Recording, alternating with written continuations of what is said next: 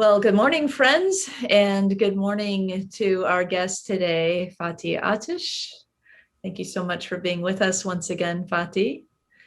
For those of you who don't know, he is our friend, our interfaith friend who we met last year, and I want to tell you a little bit about him. He is a Muslim imam and a muezzin. We're going to learn a little bit about what both of those are in a moment. Fatih also serves as director of Pacifica Institute in the Northern California region. He oversees interfaith dialogue and community engagement events and the finances of the organization. And he also serves as a member of the San Francisco Interfaith Council Board of Directors. So lots on your plate. And I'd love to have you tell us a little bit more about those two religious leader titles that you have as a Muslim, as both an imam and a muezzin. Can you tell us a little bit about what those mean, those roles? Kristin, thank you. I'm grateful for your friendship and hospitality in last year, in physical hospitality, now this year virtual hospitality, to having me with the wonderful community, Unity of Walnut Creek community. So thank you. You're welcome. So glad to have you. I'm grateful for your openness and this friendship at all. And so I born in Turkey, and I got my kind of traditional education, is Islamic education in Turkey as well, and as well as I engaged with the Claremont School of Theology in Islamic department when I live in Southern California. So muezzin is basically, I mean, imam first, if you like. Imam is the person who leads the prayer in the mosque or the home, if you like, in your daily prayer. So basically, in general sense, imam is the person and the model or the leader in the worship. But in generally, when we say imam, in sometimes we refer to imam of Muslim community, let's say. And this is important for, especially for the Shia Muslims, which is about 15 to 20% of the global Muslim community, as well as the Bay Area Muslim community. When they say imam, they refer to Imam Ali and the 12th imam, which is the successor of the Prophet Muhammad, peace be upon him. But the Sunni Islam, when we say imam, we refer to people who leads the prayer, who leads to worship, if you like. Muezzin is the person, the religious person or the clergy who do call to prayer, chanting the call to prayer, and do the recitation of the Quran in the service of Friday, or in daily prayer, or in any religious day or night. All right. Well, two very important roles. I think of the muezzin a little bit like cantor, as some of us might be familiar with that term as well. So, well, in the spirit of these things that you lead regularly, and I know you mentioned to me, I'm learning just in our individual friendship as well, that in the 5 times daily prayer that Muslims conduct, that most Muslims are encouraged, well, all Muslims, I guess, are encouraged, and many do know by heart the opening verses of the Quran and recite those before the prayer time. So I wondered if you would open this time of a different kind of prayer for us, this interfaith dialogue, if you would open it with that recitation and translation. I would honor to do that. That's we call the kufi, by the way, when we do recitation or the leading the prayer, that we use this kind of traditional hat, if you like, for the men.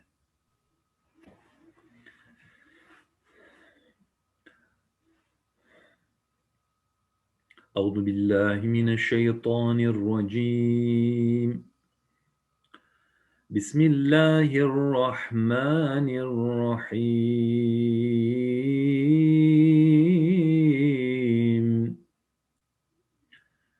الحمد لله رب العالمين الرحمن الرحيم مالك يوم الدين إياك نعبد وإياك نستعين اهدنا الصراط المستقيم صراط الذين أنعمت عليهم غير المغضوب عليهم ولا الضالين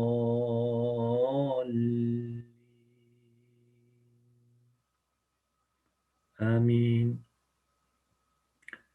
In the name of Allah, the most compassionate, the most merciful, all praises and the thanks be to Allah, the Lord of the universes, the most merciful, the most compassionate, the only owner and the judge, the day of judgment, after life. O Allah, you alone we worship and you alone we ask for help. Guide us to your straight path, the way of those who have bestowed your grace, not the way of those who earned your anger, nor of those who went astray. Amen. Mm.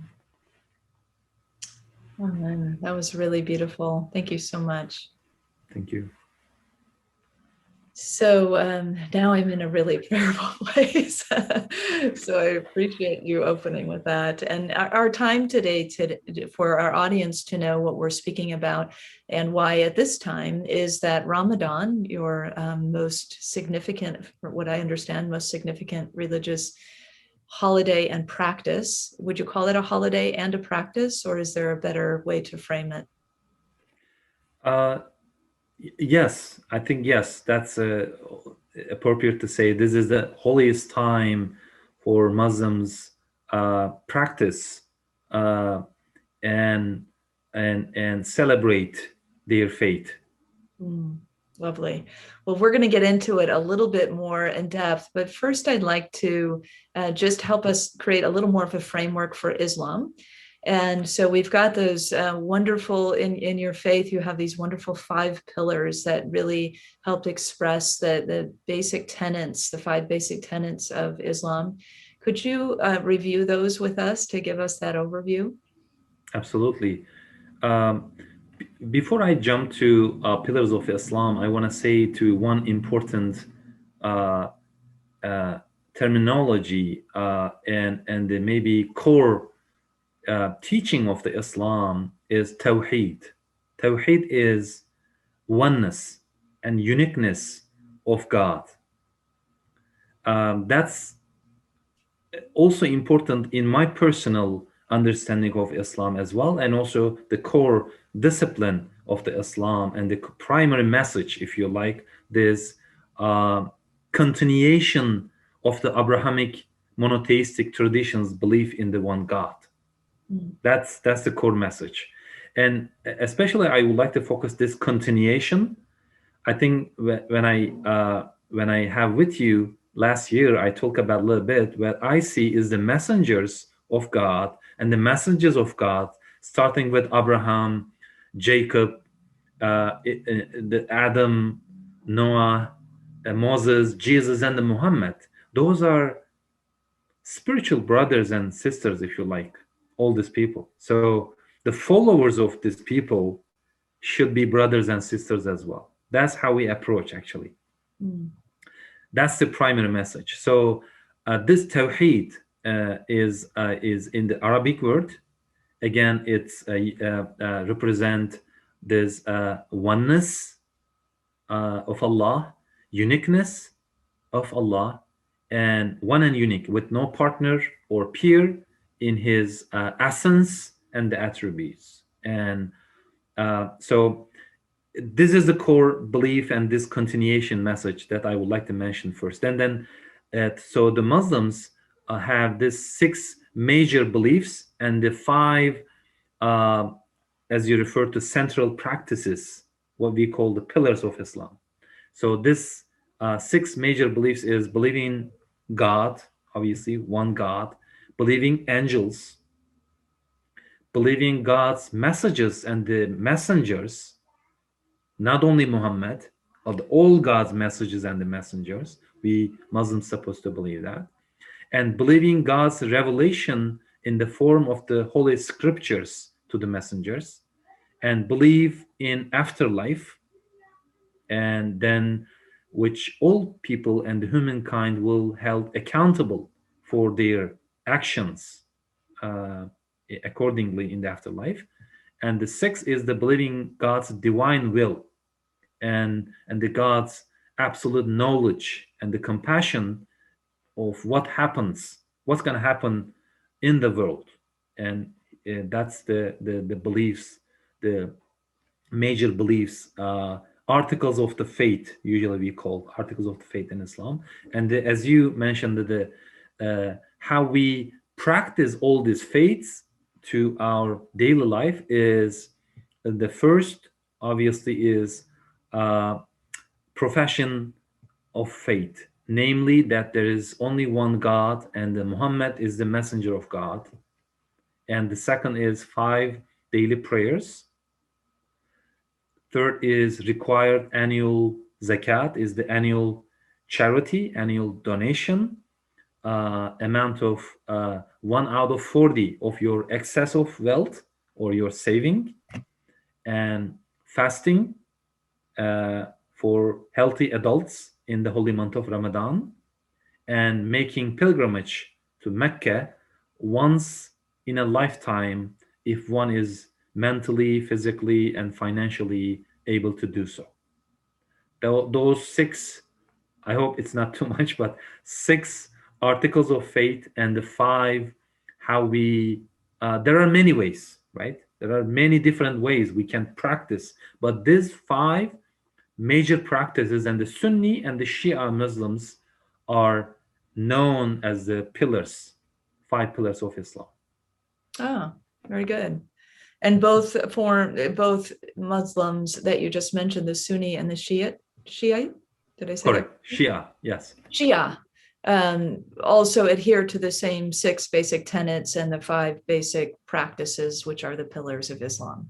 Uh, I think there are one major difference in the faith, which is that actually I mentioned how they understand the Imam, who will be the successor, who will be the message carrier, if you like, after the Prophet. They said Imam Ali, and which is the son-in-law of the Prophet, and the other Imams, the descendants of the Muhammad, descendants of the Ali, will carry this message. But the Sunni Muslims, uh, and it's their kind of part of their kind of articles of the faith, if you like.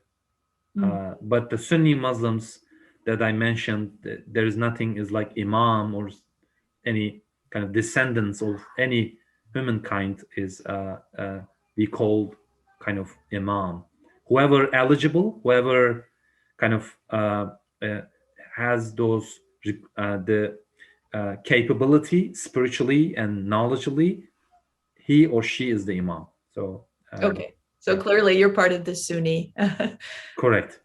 lineage, if we could say it that way. Yes. Okay. Well, that's a wonderful, it was a lot, and it's good to just get the framework. So I really appreciate that you were able to so concisely share with us that framework. And as you were speaking a little bit about the idea of the Abrahamic faiths and the one God idea, and you were using the term God, I noticed, maybe for our benefit. But tell us a little bit about that, because I think there may be or let me put it this way, is there a misconception around who Allah is to you and to Muslims, and something around that you might want to clarify in the use of different terms? So thank you for bringing up this. I think what I heard, some kind of stereotypes about Islam and the Muslims, what I heard is, oh, Allah is God for Muslims, or another name, oh, those God for particular humankinds or for any race or whatever. I mean, uh, again, as I mentioned, the primary message of Islam is Tawheed, which is believing and uniqueness and the oneness of God, which is created uh, humankind and the all creation, right? So the Allah is basically in God in Arabic language, which is the Quran is revealed to the Muhammad. In that time, Muhammad was speaking in Arabic, obviously, and the God sent the message through that language. How the Jesus Christ was speaking Aramaic language, or the Moses was speaking whatever the language what in his homeland. So that's obvious. When you go to the Middle East and you met with the Christians, speak the Arabic, they called Allah, right? So basically Allah is God in Arabic. So when we say Allah, we refer God, which is created uh, everyone and everything, basically. Yeah, such a simple bit of knowledge behind that, and so much misunderstanding around just the translations of different languages and cultures. It's amazing. So thank you for clearing that up for anybody who might have been unsure about those distinctions. And so in the 5 pillars that you mentioned a moment ago, you named Ramadan, or fasting, the practice of fasting. Am I speaking out of school, or was that actually what you said? Yes. Okay, good. And so we want to get into Ramadan a little bit more because it starts on Tuesday and it's a month-long experience. And it seems like it's such an important piece to the Muslim faith and practice. And so your organization, Pacifica Institute, created some really beautiful videos. And one of them is a 5-minute video that gives a nice introduction to Ramadan. So for our audience, why don't we take a moment to watch that video so we can get an overview, and then you and I can come back and maybe talk a little bit more in depth about it a little bit further. Does that sound good to you? Sure, let's do it. Okay. All right, we'll take a moment to do that. Hey there. I'd like to welcome you all, and especially our young generations, to this special event. I would also like to thank all of you for welcoming me among you. I am honored to be delivering a short presentation about Ramadan, the Islamic holy month of fasting. Enjoy.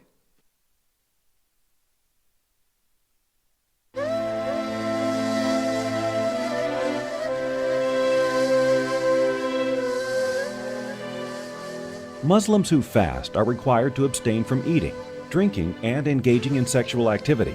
These restrictions are subject to a time period. Fasting happens for a duration of 1 lunar month. Ramadan lasts for 29 or 30 days, depending on the year. And every day it starts at dawn and ends at sunset.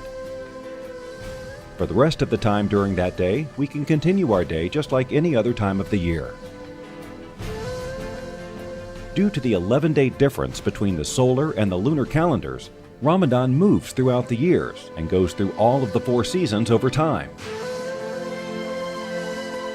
Muslims view this month as a gift that gives people the opportunity to spiritually rise again.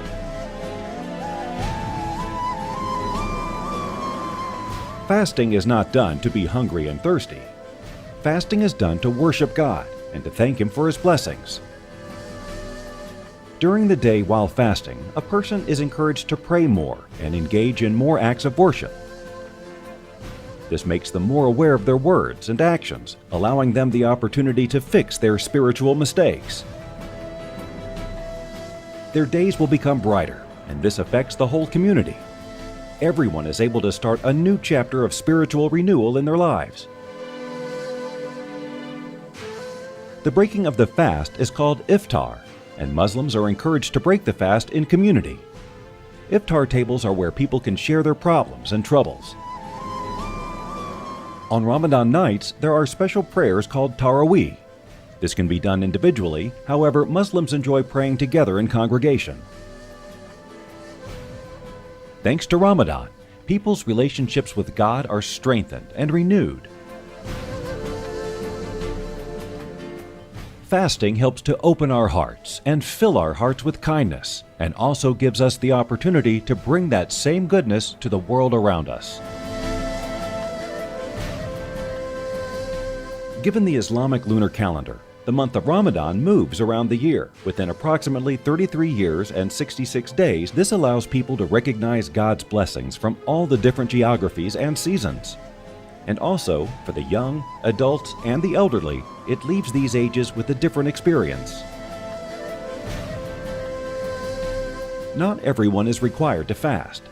Those who are exempt from fasting are children, the sick, and those who are traveling far distances. Even those who cannot fast during Ramadan are still able to benefit from all the beautiful things that Ramadan brings. Opportunities to worship in Ramadan are not only limited to fasting.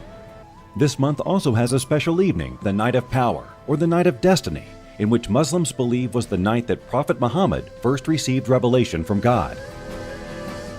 On this night, Muslims believe God's angels come down to this world. Muslims debate the exact date of this holy night, but it is believed to be within the last 10 days of Ramadan. If you catch that night and make good use of it, you will get more benefit and reward than 1,000 months of worship. Helps the relationship between man and God to reach to an unprecedented level. Ladies and gentlemen, many people assume that Ramadan would be exhausting, but it is quite the contrary. As a matter of fact, for people who tire from concentrating on this physical world, Ramadan gives them a peace of mind. Thus, the heart, spirit, and the body are able to rest and breathe. One thing that we know for sure that we gain from every Ramadan is that this month is like a refreshing spring that comes around every year to renew our hearts.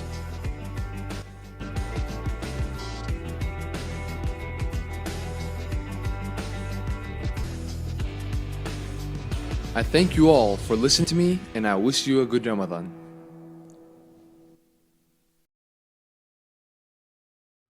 So that video was really wonderful. Thank you so much, Fatih, for sharing that with us. Gives a nice overview of Ramadan and beautiful visuals. So obviously we've learned that the practice of Ramadan, this month-long 29 days or 30 days, marked by crescent moon, which I think is always really a beautiful thing, which is part of your religious symbol, that it's all about fasting. Really, the practice is about fasting, and then the experience, right, that comes with fasting in this way. So can you tell us a little bit more about the purpose and the benefits of fasting and experiencing Ramadan? Sure, Kristin. The Ramadan is we observe the lunar calendar, by the way, as like the Jewish community, and the lunar calendar is 354 days. It's 10 to 11 days every year shorter than the regular calendar. That's why Ramadan is moving every year. So in this sense, and we have the opportunity to observe the Ramadan in summer, in spring, in winter. Every time you experience indifferently every year almost in the Ramadan. So as mentioned, Ramadan is considered the holiest time and a month of the year for the Muslims. The Ramadan is the name of the month, ninth month of the Islamic calendar. And in my mind, there are three areas I would like to share with you about the Ramadan. In the first and the most maybe in my mind is Muslims commemorate starting the revelation of the Holy Quran. As I mentioned earlier, and the core message of the Islam is the continuation of the God's message, right? And God's message through the messengers, and the God spoke to humanity through Muhammad, in that time as well. So that's the kind of celebration, let's say, for all humankind. God spoke again to the humanity one more time, as God did to Abraham, to Jesus, to Moses, to Noah and Adam, right? So that's the celebration for all humankind in my mind, actually. So that's why is we call the night of destiny or night of power and the night of Qadr. Actually, there is a special verses, and even the chapter about this holy night is 27th of the night, 27th night of the Ramadan. So that's the revelation, starting the revelation of the Holy Quran. So that's why, because of this celebration, and the Muslims try to read entire Quran cover to cover in Ramadan. Wow. And this gives you to opportunity to recharge, if you like, your spiritual battery, if you like, for a year, and you rediscover your text and your God's message and what is telling to you, not anyone else. What God tells you. Mm. That's why is so important for us in Ramadan. We try to read entire Quran. And the second area, as you mentioned, is fasting. And as of one of the pillar of Islam, all healthy adults require to the fast dawn to dusk, uh, the kind of voluntarily they leave it. Voluntarily. What I explained to this, think about a fish in the ocean,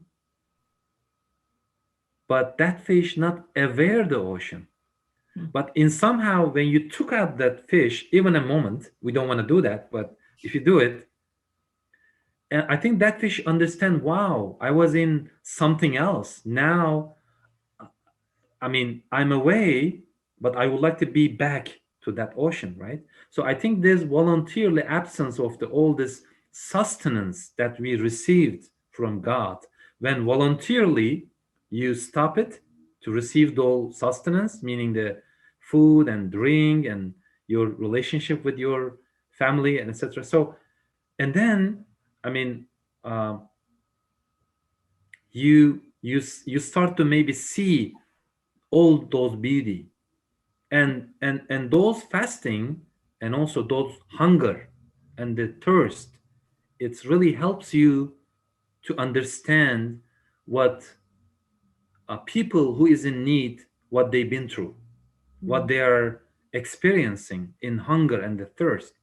I mean, even today, as of today, hundreds and thousands and a million people on earth, they are experiencing having a lack of access to the clean water, right? And when you do not drink 12 hours or 15 hours, no water, and you experience, I mean, uh, you feel that compassion, you feel that need, if you like. You understand the people who is experiencing those thirst and hunger, right? And even really, it sounds like empathy, that you have the feel, what it feels like to be really thirsty. I imagine you get headaches and, you go through some of those physical symptoms and can feel that connection, that kinship with people who struggle. It's a really beautiful aspect and intentional aspect, it sounds like, of the practice. And you do all this as a voluntarily, right? And those volunteer absence, or those volunteer is living all this beauty, I think it gives you to self-discipline and try to manage your anger, manage your temptations, right? And what I say in Ramadan, when you practice all this fasting and stuff, you become kind of angels, because as I said, is the one of the articles of the faith in Islam, believing angel. What we know is angels, they don't eat, they don't drink, and angels doesn't have a gender or any angel doesn't need any sexual or some temptation need, right? So you become kind of angel, and you say, oh God, when you ask me, I become kind of angel. I don't drink, I don't eat, I don't give the intimate relations, and then become sort of angel, and I become a kind of devotion or servant of you, and I read your message, and I become a compassionate person, which is the third area that I would like to in Ramadan. And the many Muslims actually practice their uh, charity or the zakat they give in the Ramadan. They they don't need that. They don't need to practice the zakat in the Ramadan. But I know the many Muslims, they do. They prefer to do in the Ramadan because, again, this is the kind of holiest month, and you can get reward as much as you can, and you you charge your spirituality, if you like, and and again, rejuvenation, if you like, your spirituality through reading the Quran, through the fasting, and through the charity and the compassion. Wow, there's so many gifts in it that you have unpacked. And I'm curious because you have gone through so many Ramadans yourself. Are there any particular spiritual experiences or, profound things that have happened for you that you would be willing to share with us through your process, your individual process?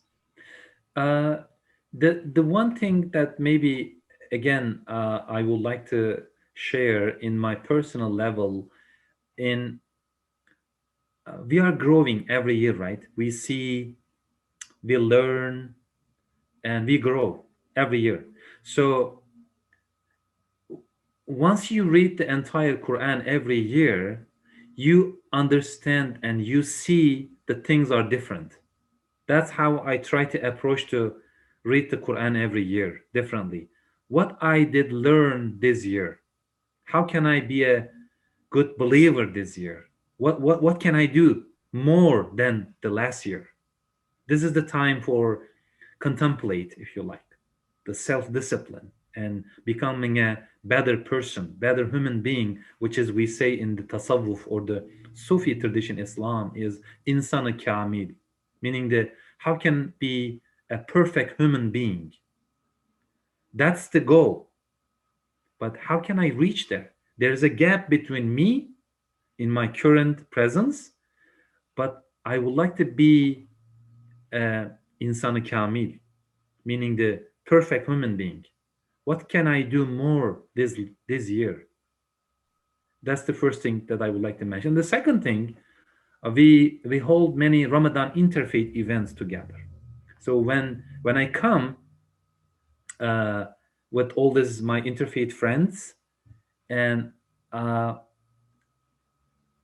example, one Episcopal a leader, he told me that once we started the Ramadan events with you guys, and then we go back and remember, oh, normally we were practicing fasting in the past, what we're not doing right now.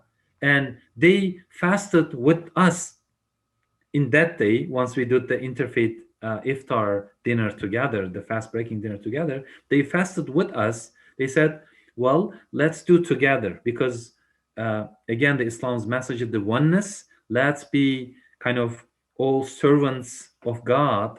Let's be unite. Let's be together. Let's pray together. Let's remember the God who bestowed all these beautiful things upon us. Well, that is a wonderful segue into the interfaith event that you have invited us at Unity of Walnut Creek to participate in. And maybe we too will take on the day of fasting as well. Can you tell us a little bit about that event and what we have planned so far? Of course, Kristin, thank you for the opportunity and again, the openness to having together a Ramadan interfaith dinner, and also one synagogue and a couple other organizations. Actually, they would like to join us as well for the Sunday, April 25th, 7 to 8. 1 hour. It will include prayers and the teachings and the about around the Ramadan and the prayer and also community breakout rooms to know each other, to ask the questions each other, get to know each other. And this year theme is we talk about the compassion and the unity, which is the unity of Walnut Creek community.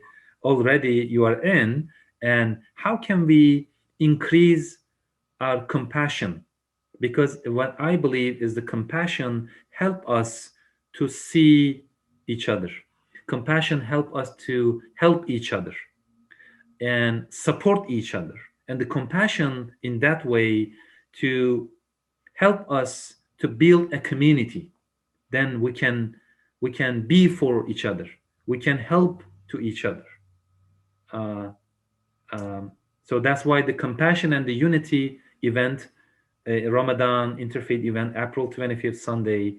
I look forward to seeing all beautiful people and the friends at the Unity of Walnut Creek community. We do too. Thank you for the invitation. That is just really wonderful that we can step further in this message today, and dialogue was to get us, introduced, reintroduced to some of the Islamic concepts and to Ramadan, to deepen our friendship as communities. And this opportunity on April 25th is to do that in a more visceral way, even though it will be virtual, was to get to see each other, and probably more people will get to participate that way. So Fatih, thank you so very much for your sharing today. We're going to close out with another video that your organization created that is the call to prayer.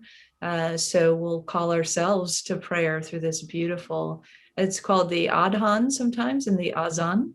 Azan. Mm-hmm. Azan is how you say it, yes. And I think it's spelled Adhan, is that right? Correct. Yeah, that's where I got that. So the Azan will be shared just after we close here. And so just want to say a big thanks to you once again for sharing with us. Salam, peace and the blessings. Peace and blessings to you as well.